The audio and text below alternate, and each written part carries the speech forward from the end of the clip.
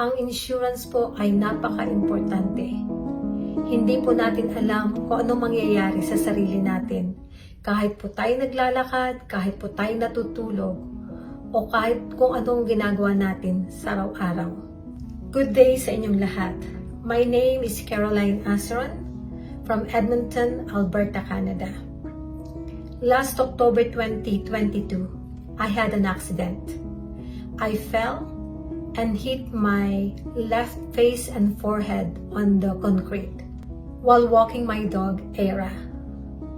Biglang tayo po ako at naramdaman ko na nawala yung front teeth ko and mahapding-mahapdi yung face ko and forehead. Umuwi po agad ako at tinawagan ko yung partner ko para dalhin ako sa hospital. Pagtingin ko sa salamin, nakita ko malaki yung sugat ko sa face and sa forehead. Nung nasa hospital na kami, while waiting, naramdaman kong sobrang sakit ng kamay ko. Akala ko lang po, ang tumama lang sa akin yung face ko at saka yung ngipin, bibig ko. Yung palang naapektuhan din yung aking left. So the nurse sent me right away to the x-ray and to have a CT scan. After that, the doctor came. He informed us na wala naman pong damage yung ulo ko, kundi meron po akong broken bones sa left hand ko. So, in-schedule po nila agad yung surgery ko. Kinas po yung kamay ko, and then after that, they sent us home. So, nung nasa bahay na, nalaala ko na meron akong insurance from Orbis Victus.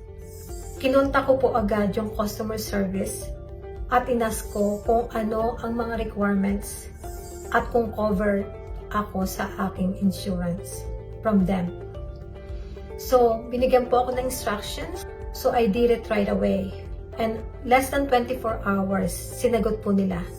Napakabilis po ng pag-asikaso. I sent all requirements. Inas ko ang customer service na kung pwede ay gamitin ko ang account ng kapatid ko.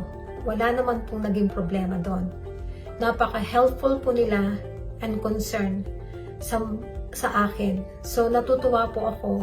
And then, after a week or two, in-inform ulit ako at sinabi nila na ready na yung check at dineposit na sa account ng sister ko.